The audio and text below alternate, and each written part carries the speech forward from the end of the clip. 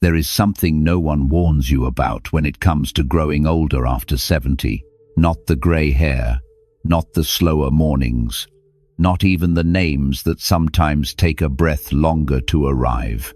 It is something quieter than all of that. One day, you find yourself sitting at the family table surrounded by people who love you, and you realize the world is still moving, still laughing, still making its plans. But it is no longer moving around you the way it once did. Your children make decisions without asking first. The conversations fill with words and customs that did not exist in the world that shaped you. You smile, you listen, you feel the warmth. And yet, somewhere beneath all of it, a quiet ache begins to form. Not the ache of being unloved, the ache of becoming unfamiliar to the world, to others, and in some tender, unsettling way, to yourself.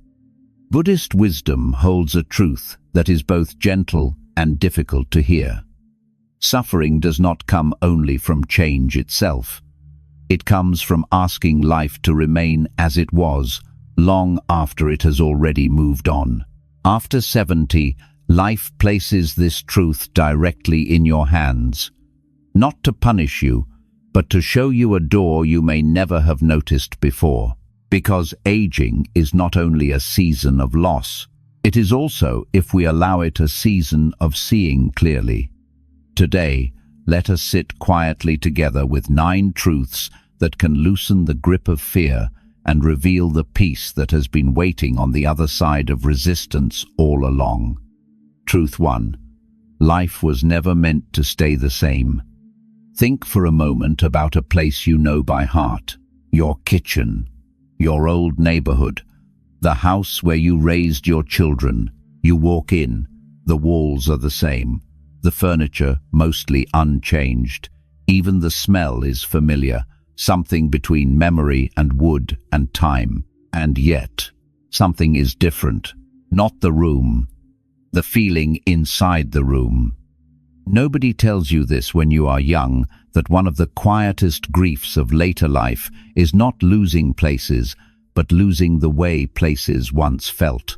The way a Sunday morning used to carry a certain weight of fullness, the way the house once hummed with need, with noise, with people depending on you to hold things together.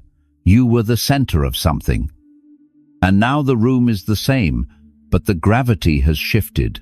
That shift is real, and it is exhausting in a way that is hard to explain. Because it is not only sadness, it is something older than sadness. It is the fatigue of holding on. For most of your life, you were taught quietly, consistently, that if you worked hard enough, loved faithfully enough, built carefully enough, things would hold.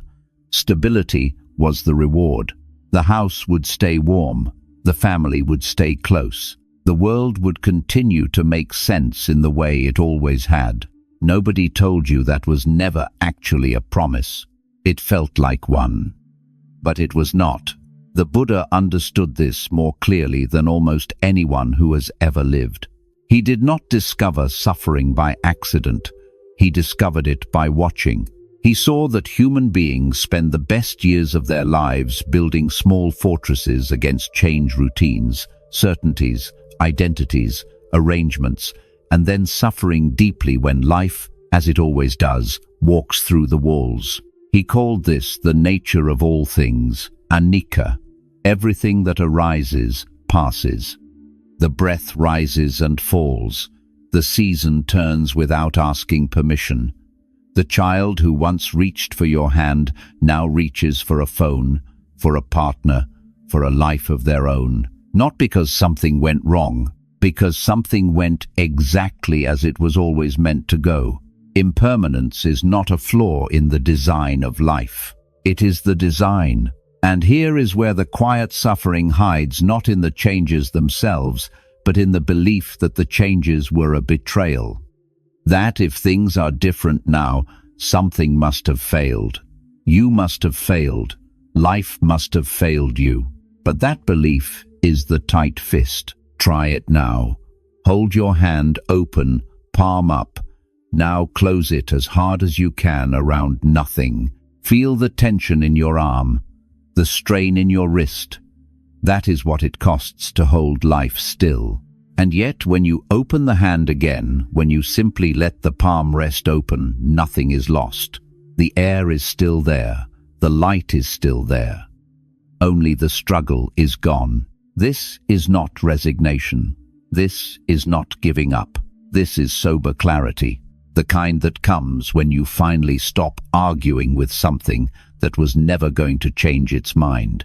You are allowed to stop fighting the river.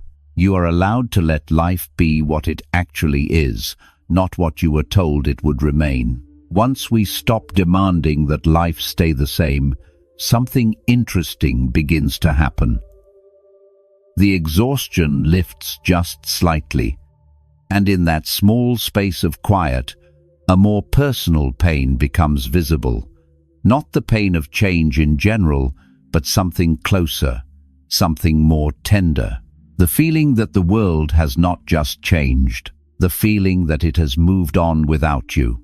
And that is where we will go next. Truth 2. The world moving forward is not the same as leaving you behind. Picture a dinner table. Your family is gathered. The food is warm. Someone is laughing.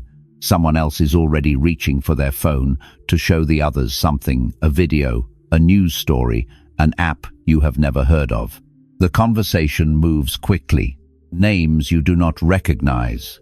Platforms, trends, decisions already made about things you were not consulted on, plans discussed in a shorthand that did not exist 10 years ago. You sit there, you smile, you pass the bread. But somewhere inside, quietly and without drama, a door seems to close. Not with a slam, just a soft, almost polite click. And you find yourself on the other side of it, present in the room, but one step outside the circle. Nobody warns you that this is one of the loneliest feelings in later life. Not being ignored, not being disrespected, just being beside the point. And the mind, as it so often does, immediately begins to build a story around that feeling. The story goes something like this. If the world is moving forward without me, that must mean I have been left behind. If I no longer understand the conversation, that must mean I no longer matter. If no one is asking my opinion, that must mean my opinion has lost its value. The feeling is real, but the story the mind builds around it, that story is where the suffering lives. The Buddha taught something that sounds simple until you sit with it. The mind creates suffering, not from what happens, but from what it tells itself about what happens. A moment of being quiet at the dinner table becomes evidence of irrelevance. A world moving forward becomes proof of abandonment. The mind takes something impersonal, the simple momentum of life, and makes it deeply, painfully personal. This is one of the mind's oldest habits. And it costs more than we realize. Think of a stone resting at the bottom of a river. The water moves around it, rushes past it, does not slow down to acknowledge it, does not apologize for continuing downstream. Does the river mean to insult the stone? Of course not. The river is simply following its nature. It cannot do otherwise. It does not move away from the stone out of indifference. It moves because that is what rivers do. They move. That is their whole purpose. And the stone is still the stone, unmoved, solid, present. The world moving forward is not a verdict on your worth. It is simply the river doing what rivers have always done. Your children speaking a language shaped by their time is not a rejection of the language you taught them. Your grandchildren living inside a world you barely recognize is not evidence that your world was lesser. It is evidence that life continues, that the flame you tended was passed forward. That is not abandonment, that is legacy. Nobody tells you this. The feeling of being left behind is almost never about being left behind. It is about a mind that has confused the river's movement for a personal message, a mind that was never taught to separate the flow of life from the story of the self. You spent decades being central to something, a household, a workplace, a family's daily rhythm. Of course it feels strange when that centrality shifts. You are allowed to feel that strangeness. You do not need to pretend the dinner table feels the same as it used to. But you also do not need to let the mind turn a flowing river into a wound. The world is not moving away from you. It is simply moving. And you, steady, still, carrying more history than anyone at that table fully understands, you are still here. That is not a small thing. That is, in its own quiet way, everything. And yet, even as that truth begins to settle, another layer of pain makes itself known. Something more tender than feeling excluded from the conversation. The ache of no longer being the one the room turns toward. The ache of a presence that once shaped everything, now standing gently at the edge. That is where we go next. Truth 3. Becoming less visible can be a hidden freedom. There is a moment that comes for many people after 70. It does not arrive with an announcement. It does not come with cruelty or argument. It comes quietly, almost gently, in the middle of an ordinary day. Someone in the family faces a problem, a practical one, something that needs sorting, deciding, handling. And before you can speak, someone younger has already moved to take care of it. Not to push you aside, not out of disrespect, simply because that is now how the room works. Nobody asked your opinion first. Nobody paused and turned toward you the way they once did. And you stood there, still present, still loving, still full of experience that took decades to earn and felt, for just a moment, like a painting on the wall, visible enough, but no longer the window everyone looks through to understand the world. That feeling has a name, even if we rarely speak it aloud. It is the pain of becoming less central. And nobody tells you how complicated that pain truly is, because mixed inside it, tangled up with the grief, is something else entirely. Something that takes a long time to recognize. Relief. Not the relief of giving up. The relief of finally being allowed to put something down. Think honestly about what it costs to be the one people turn to. The vigilance of it. The responsibility of always having the answer, always holding the weight, always being the person the room quietly organized itself around. For decades, you carried that. Willingly, yes. Proudly, perhaps. But it was still a weight. The Buddha spoke often about a particular kind of exhaustion that has nothing to do with the body.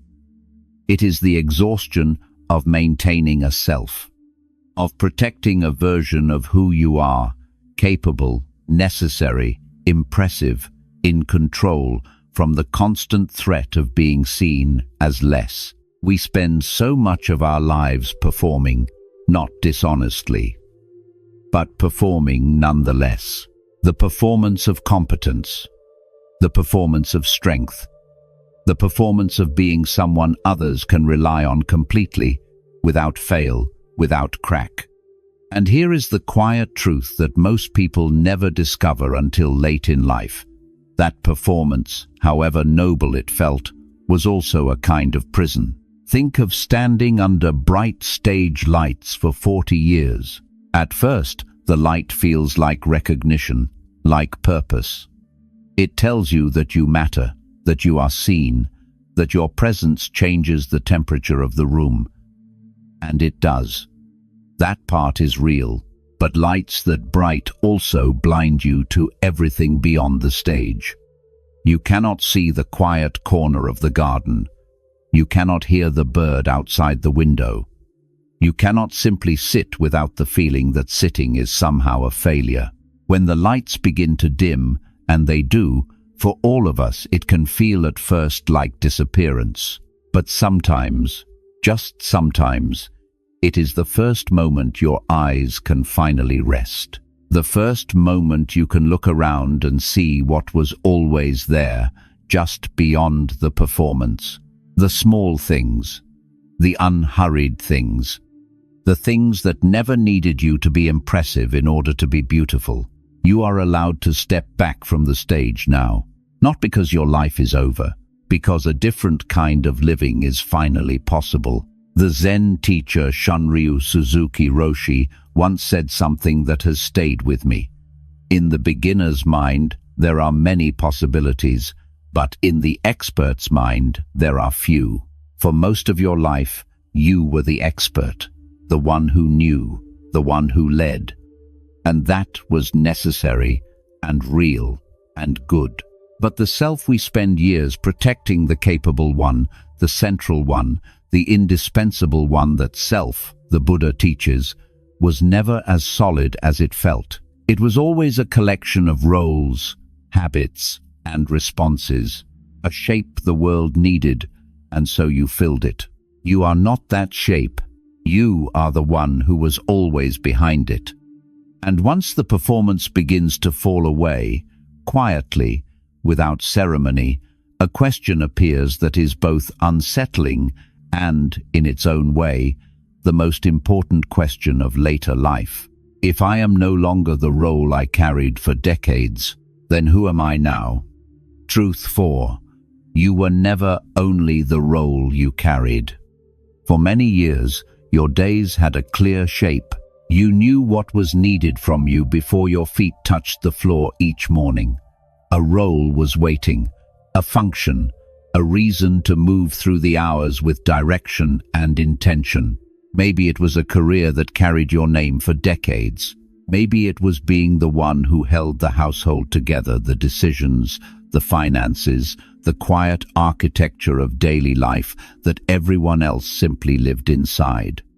Maybe it was a particular authority within your family, a kind of gravitational presence that others oriented themselves around without even realizing it. And then, one day, that shape was gone. Retirement came. Or the children grew fully into their own lives. Or the task simply passed to younger hands, not taken from you unkindly, just transferred, naturally, the way these things eventually are. And something unexpected happened. The days became formless. The mornings lost their pull. You looked for the old, familiar weight of responsibility and found only quiet where it used to be. And somewhere in that quiet, a grief arrived that was difficult to explain to anyone who had not felt it themselves. Nobody tells you that losing a role can feel almost exactly like losing yourself. There is an old story that has always stayed with me. An elderly caretaker who spent 40 years guarding a granary, the keys always on his belt, his presence a source of order and trust for everyone around him. When he grew old, the keys were gently passed to a younger man. The granary was still there. The grain was still safe. The community was still fed. But the old caretaker could not sleep. He would wake before dawn, reach for the keys that were no longer at his side, and lie in the darkness feeling a loss he had no words for. He had not lost the granary. He had lost the self that the keys had given him. This is what the Buddha pointed toward again and again, with great compassion and great honesty. What we call the self is not a fixed, solid thing. It is a bundle, a collection of roles, habits, relationships, and functions that we have gathered over a lifetime and slowly, without realizing it, mistaken for who we actually are. The caretaker was not the keys. He was the one who had carried them.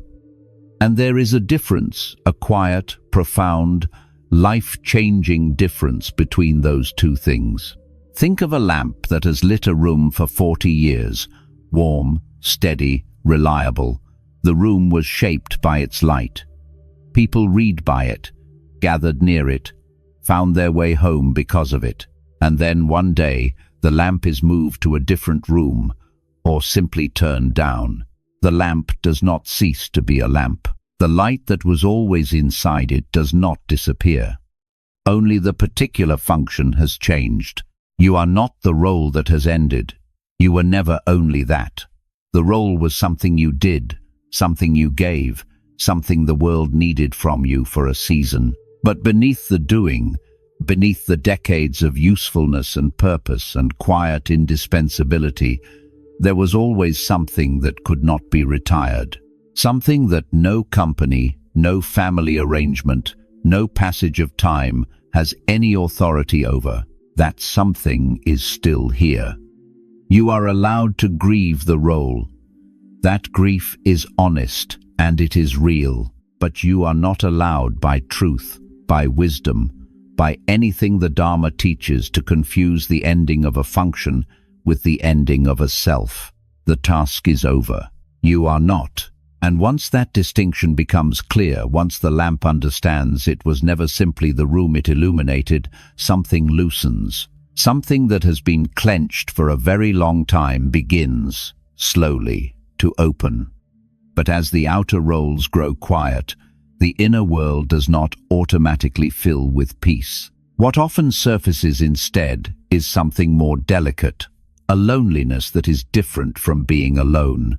A longing that exists even in rooms full of people who genuinely love you. And that is where we go next. Truth 5. Love can remain even when you no longer feel fully understood.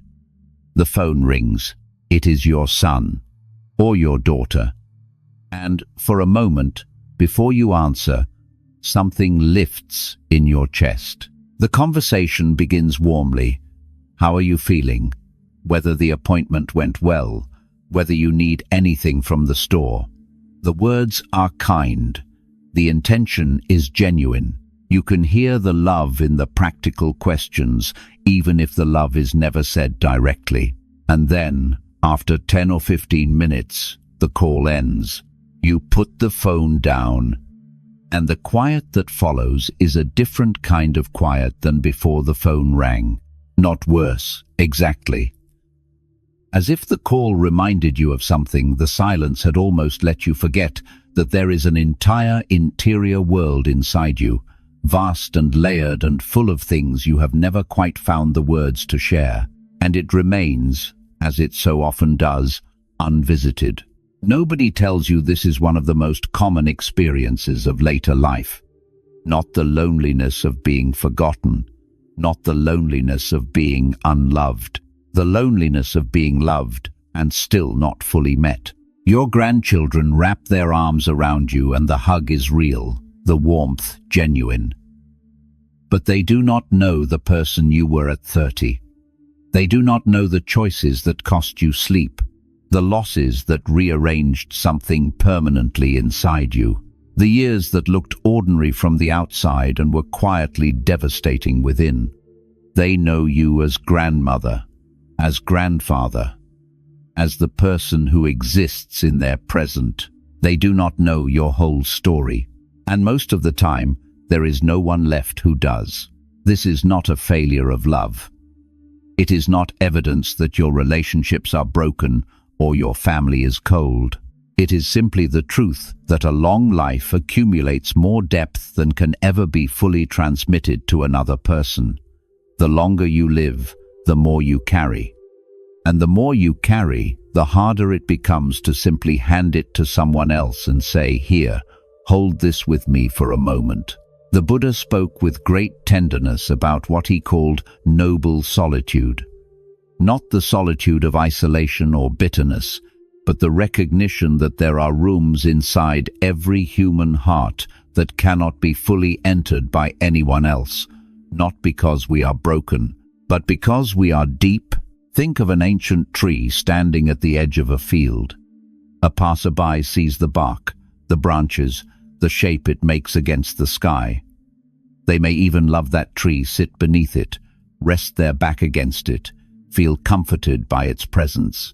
But inside that trunk, hidden from every eye, are rings, dozens of them, each one a year, each one carrying its own particular drought, its own particular flood, its own season of abundance or barely surviving. No passerby has ever seen those rings. No one ever will. And yet the tree is not diminished by being unseen in that way. It is simply old and deep, and carrying more than its surface can communicate. You are that tree. The people who love you see what they can see.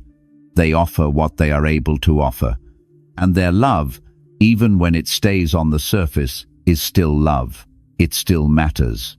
It is still worth receiving. You do not need to be completely understood in order to be genuinely loved. Those are two different things. And confusing them is one of the quiet sources of unnecessary suffering in later life. There is a kind of peace available to you that does not require anyone else to finally understand the full weight of what you have lived. A peace that comes from holding your own history with compassion, not as a burden to be explained, but as a private dignity to be carried. You are allowed to have an inner life that belongs entirely to you. You are allowed to be known only partially by others, and to find that partial knowing enough. This is not resignation. It is a quiet, mature acceptance of what human connection can and cannot offer, and it is, in its own way, a form of freedom. But even as that acceptance begins to settle, something else rises gently to the surface. Because the inner world that no one fully sees is not only made of beauty and hard-won wisdom, it also holds what we have never fully put down. The memories that return without invitation. The weight of the past that follows us, not loudly, but faithfully, into every quiet room. And that is where we must go next. Truth 6. The past only weighs so much because you keep carrying it. It comes at night, most often. The house is quiet. The day is done. Your body is tired and ready for rest. And then, without invitation, without warning, a memory arrives. Not a warm one. A sentence you spoke in anger 20 years ago or more, the look on someone's face when you said it. A relationship that cracked and never fully healed.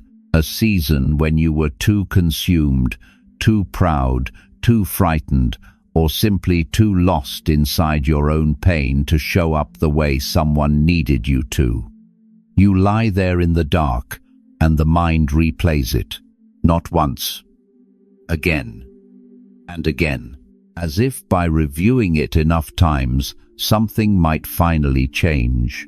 As if the mind believes that if it just holds the memory a little longer, examines it from one more angle, finds the exact moment where things went wrong, perhaps this time, somehow, it will end differently. It never does.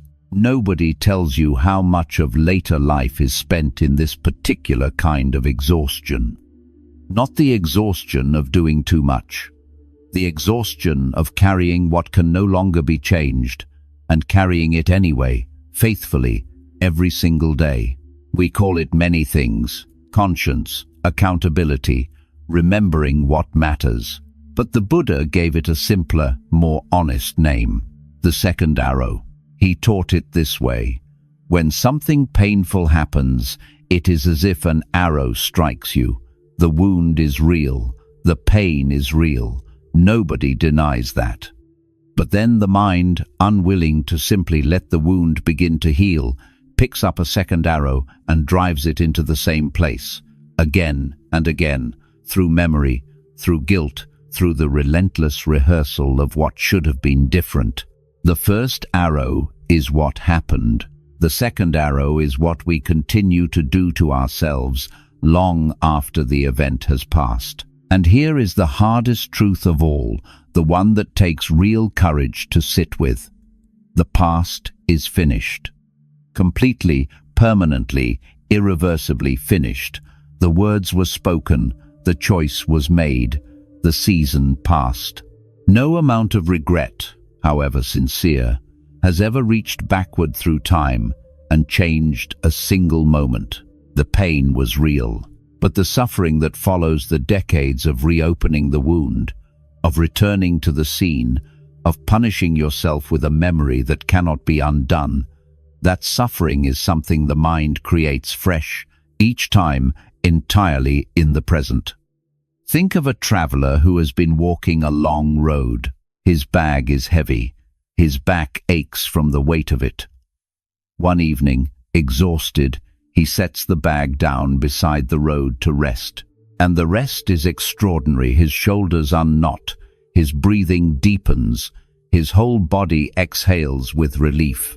But the next morning, before he has even had time to think about it, he picks the bag up again, not because he needs what is inside it, not because it serves him in any way, simply because setting it down feels somehow like forgetting, like betrayal, like the weight is the only proof that what happened was real. So he carries it another day, and another, and another. This is not loyalty to the past. This is the past holding you hostage while calling itself honesty. The Buddha welcomed into his community people who had done genuinely terrible things. Angulimala, a man who had taken many lives, came to the Buddha in shame and was not turned away. He was met with a truth that shattered his guilt without dismissing it. You are not only what you have done, what you do now, in this moment, is also who you are. Self-forgiveness is not pretending the past was acceptable. It is understanding that continuing to punish yourself for what cannot be changed serves no one, not you, not the people you may have hurt, not the life that is still asking to be lived. You are allowed to put the bag down, not to forget, not to excuse.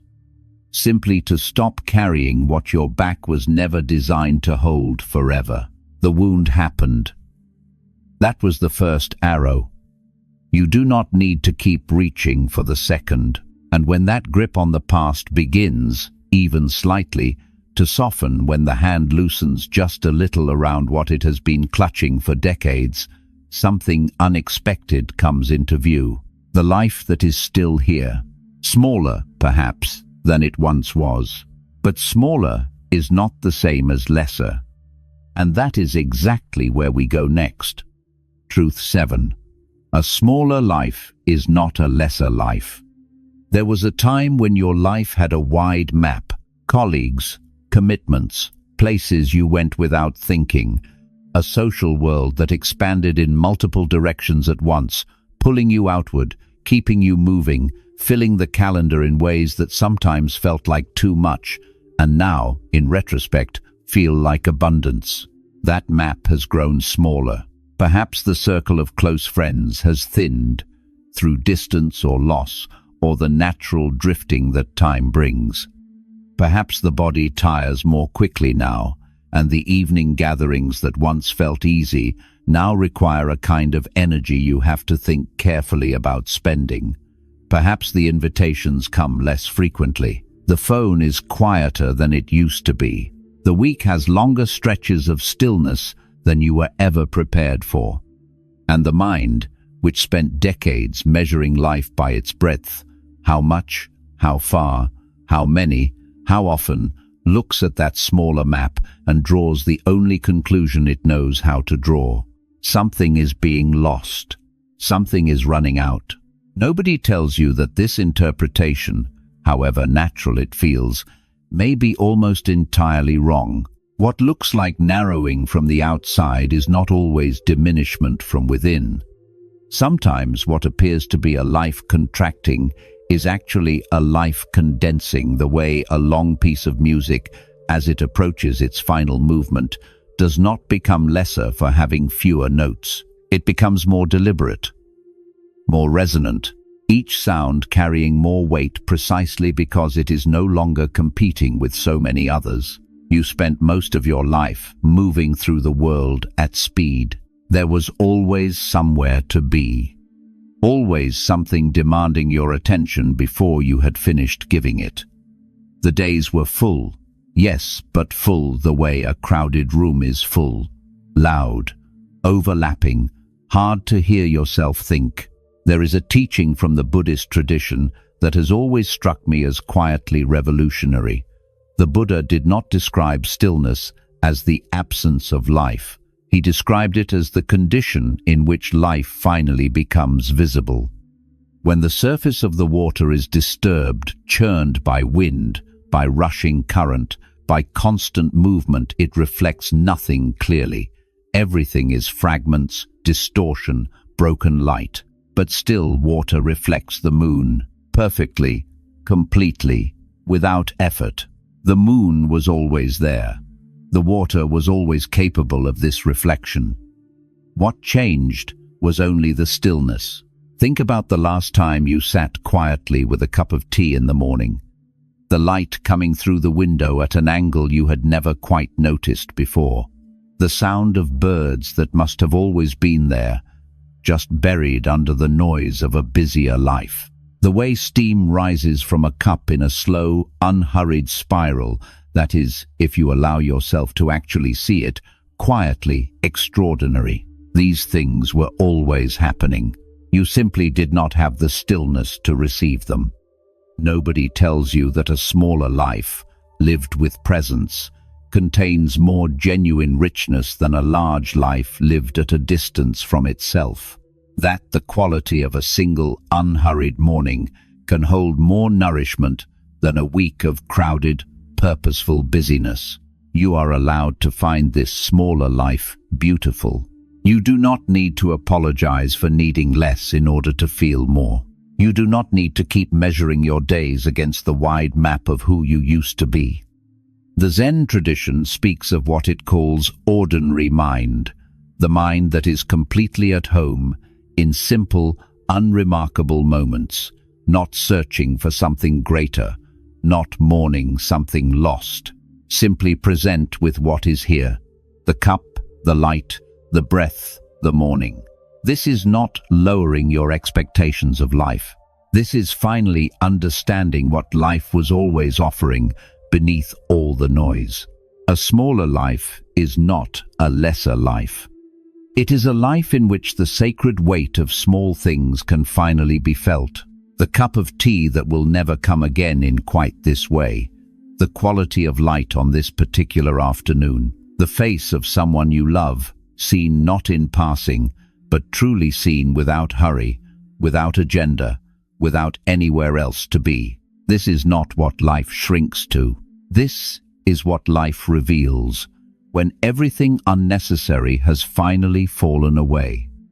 And once that stillness settles, once the quiet stops feeling like emptiness and begins to feel like presence, something else comes into focus that can no longer be avoided. Time itself, not as a vague, distant concept, but as something immediate, personal, felt in the body and in the chest. And that is where we must go next. Truth 8. The nearness of death can clarify life rather than darken it. At some point, without quite deciding to, you stop counting your life in decades.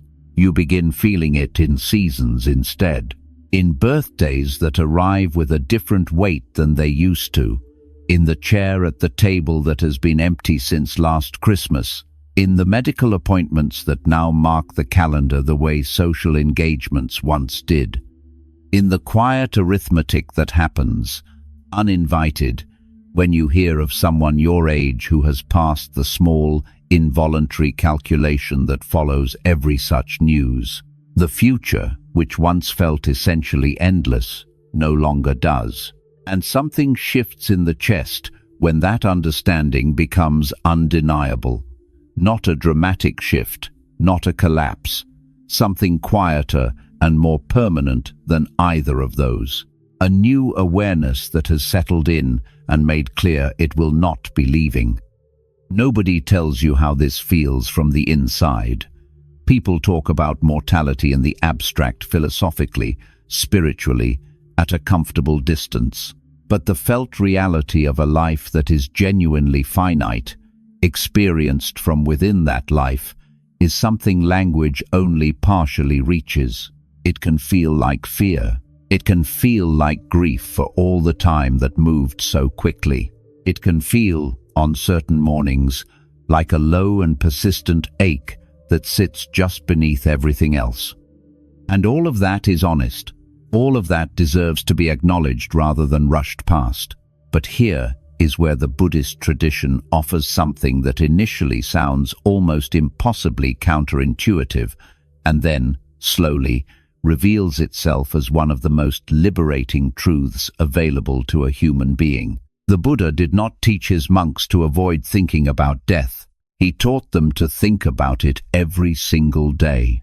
Not to frighten themselves, not to cultivate despair, but because he understood something about human nature that most of us spend our entire lives trying to disprove. That the awareness of death, held honestly and without flinching, does not darken life, it clarifies it. When we believe time is endless, we treat it accordingly. We defer the conversation that needs to happen. We postpone the reconciliation that could happen.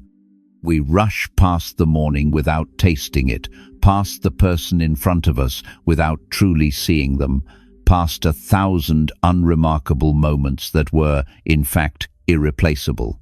We save our full presence for later, and later, as it turns out, is not a guaranteed destination. Think of holding a cup of tea, not an extraordinary cup, just an ordinary one, the kind you have made hundreds of times before, warm in your hands, steam rising slowly, the familiar smell of it reaching you before you even take a sip.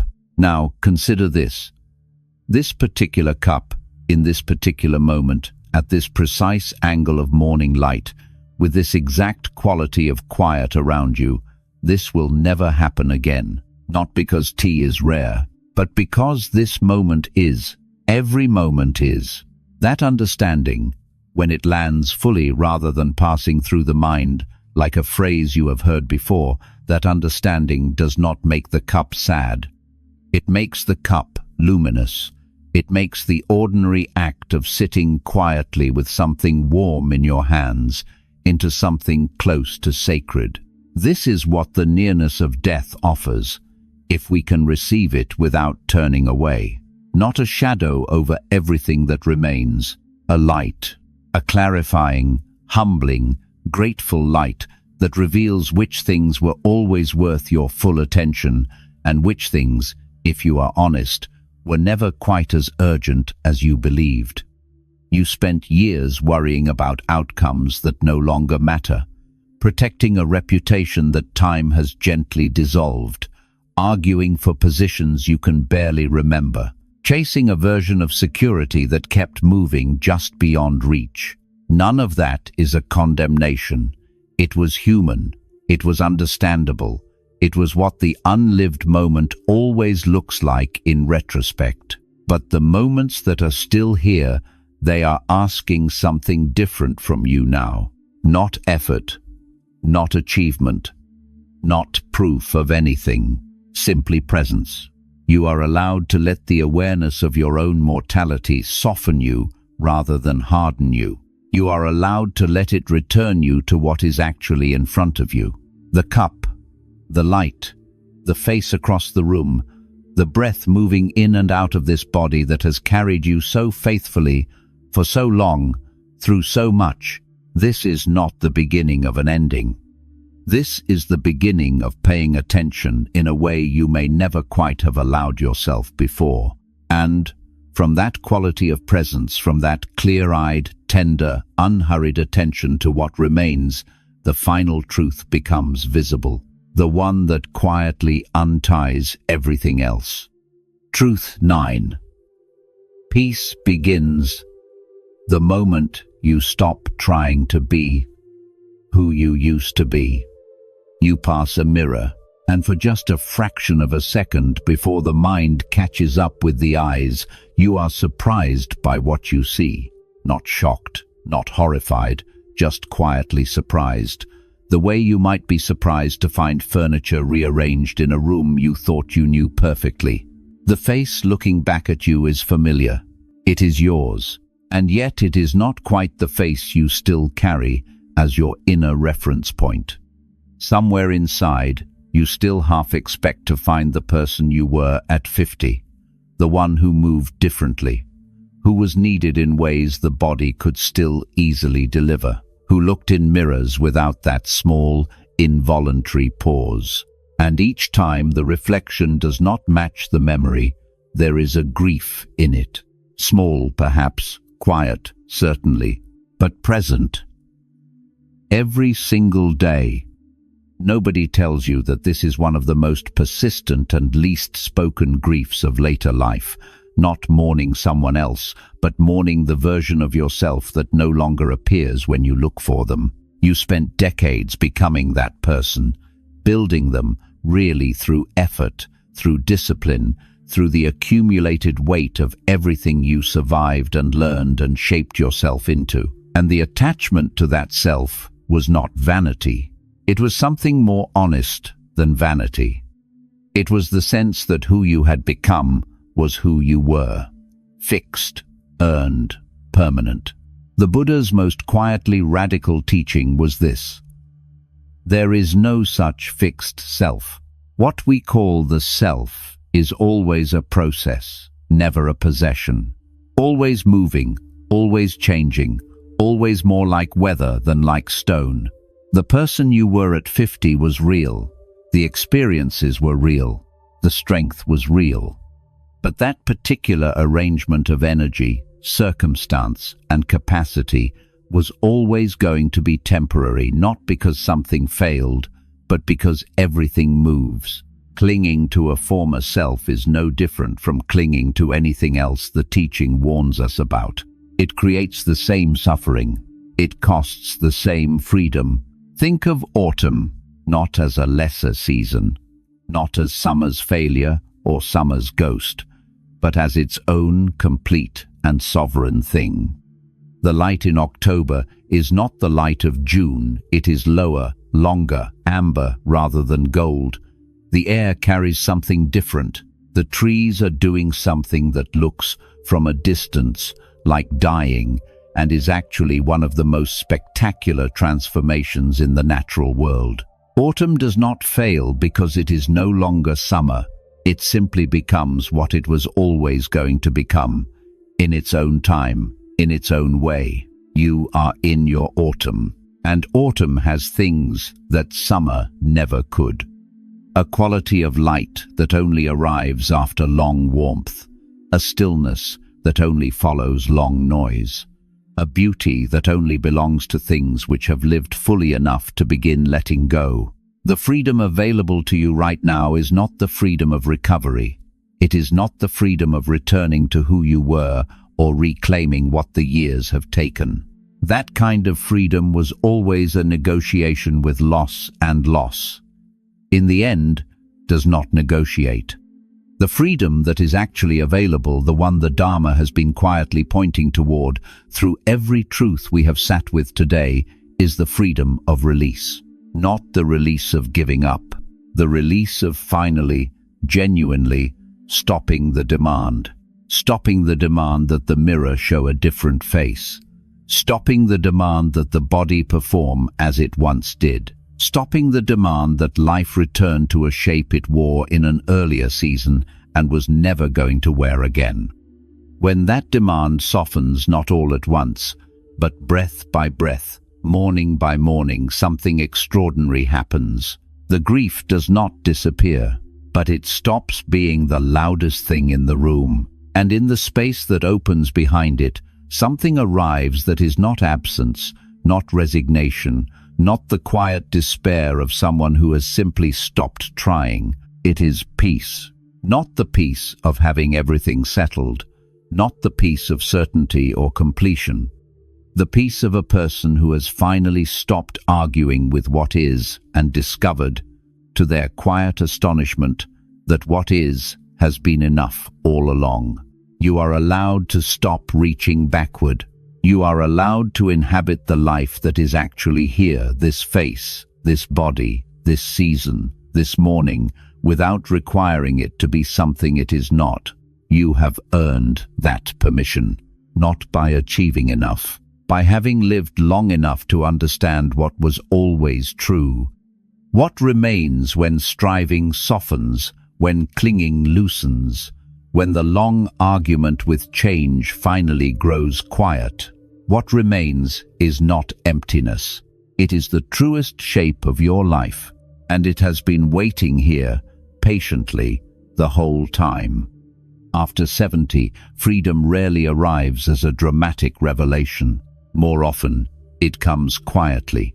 It comes on an ordinary morning, when you sit with your tea and realize the urgency that once filled every hour has softened into something you no longer feel compelled to chase. It comes when you stop arguing with the pace of change, when you stop measuring your worth by your former usefulness, when you stop asking your loved ones to understand every silent room inside you, when you stop carrying old pain as if it were proof that your life mattered, and slowly, almost imperceptibly, fear begins to loosen, not because life becomes certain again, but because you no longer require certainty in order to be at peace. This is one of the hidden blessings of aging, one that no one can give you and no one can take away.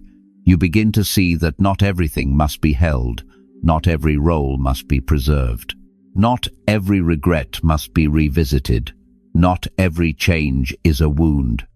Some changes are invitations, invitations to become lighter, quieter, truer. So, if life feels unfamiliar now, do not assume you are lost. You may simply be standing at the threshold of a different wisdom, one that youth rarely understands and cannot be hurried toward.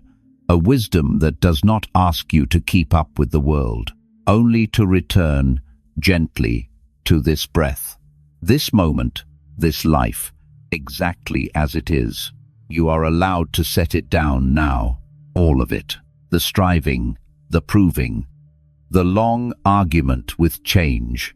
Set it down and notice what remains. What remains is you, still here, still breathing, still capable of peace. And that, after everything, is more than enough.